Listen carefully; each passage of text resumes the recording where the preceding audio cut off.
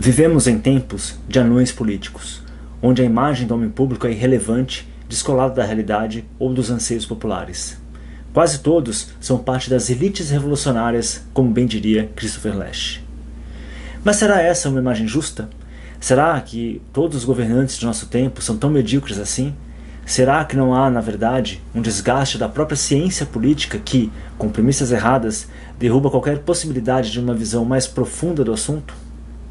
Um pequeno livro, publicado já há alguns anos, procura responder a essas perguntas e, mais ainda, propõe uma nova forma de pensar os líderes de nosso tempo. Trata-se de The Case for Greatness, de Robert Faulkner. Faulkner vai buscar nos grandes nomes da antiguidade clássica respostas e também uma maior compreensão da vida pública. Faulkner explica como a ambição política e a magnanimidade, a grandeza da alma, foram pensadas, interpretadas e analisadas de forma muito mais ampla pelos antigos. Partindo do gentil homem aristotélico, passando por Alcebíades de Platão, a educação de Ciro de Xenofonte, até chegar à decadência igualitária e ao vazio liberal de John Rawls e Hannah Arendt, o autor nos desafia a encarar o quão pequenos somos e que, ao exigir grandeza dos homens públicos, esquecemos-nos de que é necessário que sejamos nós os primeiros a buscar esta grandeza. Compreendemos então como esses autores clássicos aprofundam, abrem nossos horizontes intelectuais e morais, quiçá religiosos, tornando-nos mais aptos a analisar o problema da ambição política e suas crises. Iniciando o estudo por Ética Nicômaco, de Aristóteles, Faulkner abre o terreno para aquela que é a base para o surgimento de líderes bons e justos, a moderação.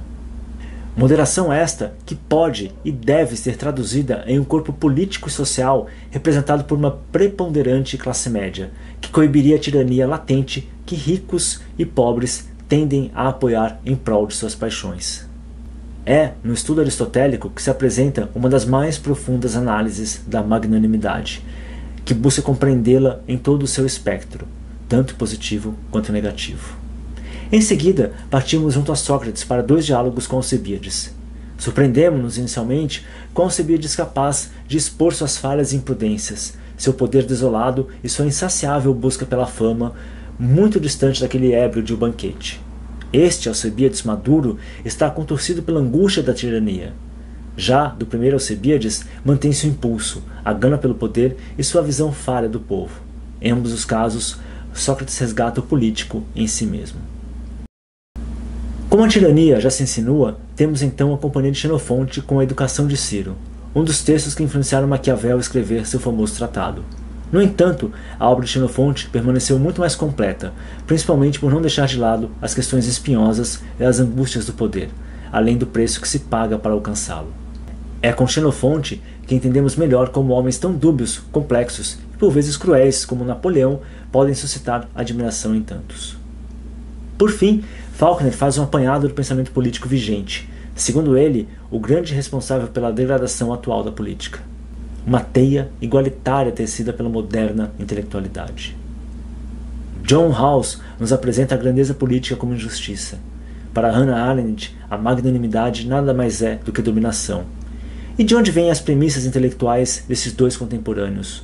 Hobbes, Kant e Nietzsche são trazidos à tona, e nas palavras de Faulkner, com eles começa o apequenamento da política. A política vai ser reduzida a uma mera ferramenta de poder e não mais, no horizonte, a busca pela grandeza da alma.